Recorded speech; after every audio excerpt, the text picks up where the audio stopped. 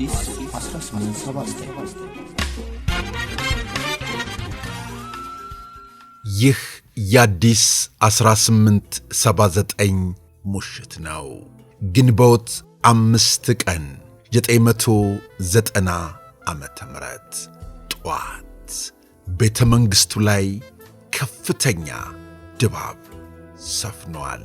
ጠቅላይ ሚኒስትር መለስ ዜናዊ ፈገግታቸው ከፊታቸው ሙሉ በሙሉ ጠፍቷል። ትኩስ ንዴት ቦታውን ይዘዋል። የካቢኔው አባላት በሙሉ ቦታቸውን ይዘዋል። ለአቶ ተፈራ ዋልዋና ለተወሰኑ የካቢኔው አባላት የስብሰባው ርዕሰ ጉዳይ አዲስ አይደለም። በትንሹ ላለፉት 48 ሰዓታት አብሯቸው ቆይቷል። ለአንዳንዶቹ ግን ሙሉ በሙሉ አዲስ ነው። ምን ሊባል እንደሚችል እንጃ። መርዶ ወይስ ሌላ? ጦርነት የሚወደድ ነገር አይደለም። በእርግጥም ሊሸሹትና ሊፈሩት የሚገባ ነው። የአሁኑ ስጋት ግን በቀጥታ ከአቅም ጋር የተያያዘ ነው። ኢትዮጵያ ያላት ሰራዊት እጅግ በጣም ትንሽ ነው። 50 ሺህ ብቻ። ኢትዮጵያን ለምታህል ሰፊ አገር ከግምት የሚገባ ቁጥር አይደለም። አብዛኞቹ ሚኒስትሮች ይህንን ያውቃሉ። ብዙ ማወቅ አንዳንዴ ብዙ መጨነቅ ነው። የካቢኔ አባላቱ ቦታቸውን ከያዙ በኋላ ኢትዮጵያ ተወራለች በማለት አቶ መለስ ዜናዊ ሁሉንም በዝርዝር አቀረቡ። የካቢኔው አባላትም ማብራሪያ ጠየቁ። መልስ ተሰጠ። ውይይት ተደረገ። ከቀኑ 6 ሰዓት ላይ ከኢትዮጵያ ፌዴራላዊ ዲሞክራሲያዊ ሪፐብሊክ የሚኒስትሮች ምክር ቤት መግለጫ ተሰጠ። መግለጫው እንዲህ ይላል።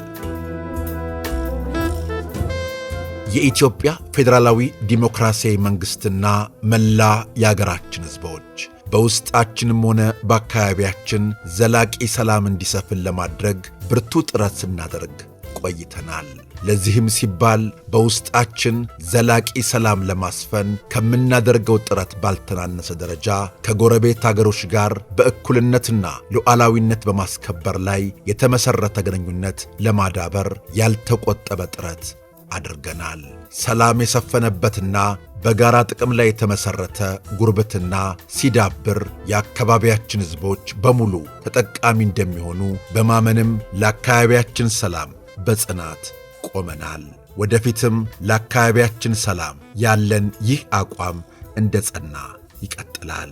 የኢትዮጵያ ፌዴራላዊ መንግሥትና መላ የአገራችን ሕዝቦች ከጎረቤት አገሮች ጋር ባለን ግንኙነት ዘላቂ ሰላም እንዲኖር ሲጥሩ ከጎረቤት ጋር በድንበር አካባቢ የሚነሱ የይገባኛል ጥያቄዎችም በሰላማዊ መንገድ ሊፈቱ እንደሚችሉ በማመን ነው።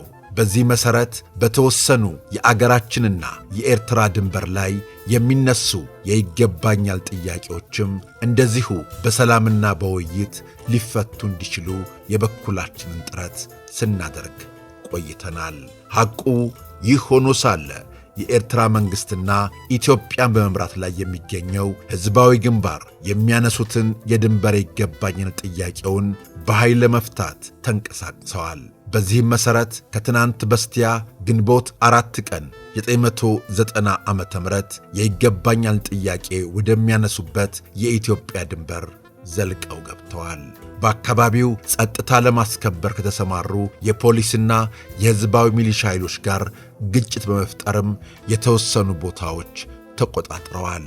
የኢትዮጵያ ፌዴራላዊ ዲሞክራሲያዊ መንግሥት በኤርትራ መንግሥትና በሕዝባዊ ግንባር በኩል የተወሰደው ይህ እርምጃ የይገባኛል ጥያቄዎችን በሰላም ለመወሰን የተጀመረውን ጥረት የሚያደናቅፍ ከመሆኑም በላይ የኢትዮጵያ ሉዓላዊነት የሚዳፈር በመሆኑ አጥብቆ ይኮንነዋል።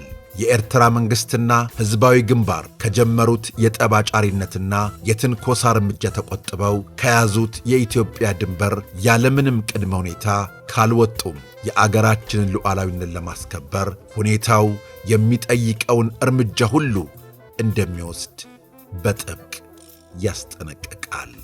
የሚል ነበር የኢትዮጵያ ፌዴራላዊ መንግሥት የሚኒስትሮች ምክር ቤት መግለጫ። ይህ መግለጫ ከወጣ በኋላ ከቀትር በኋላ የኢትዮጵያ ፌዴራላዊ ዲሞክራሲያዊ ሪፐብሊክ ምክር ቤት ልዩ ስብሰባ ተጠርቷል። ምልአተ ጉባኤውም ተገኝቷል።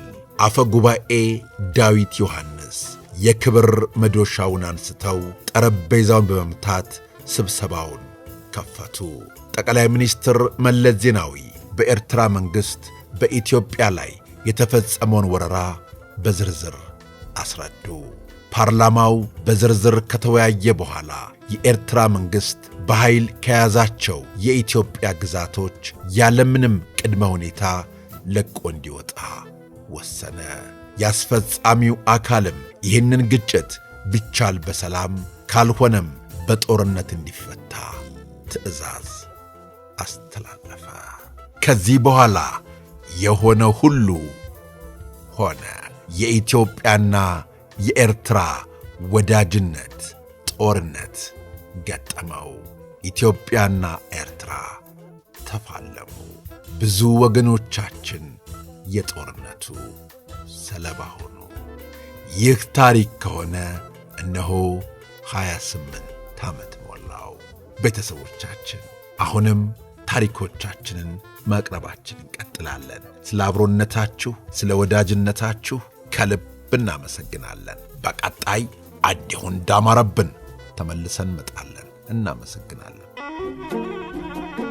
አዲስ 1879